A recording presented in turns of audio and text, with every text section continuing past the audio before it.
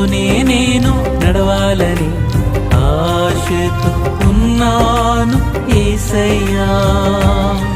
నీతోనే నేను ఉండాలని, నీతోనే నేను నడవాలని ఆశతో ఉన్నాను యేసయ్యా.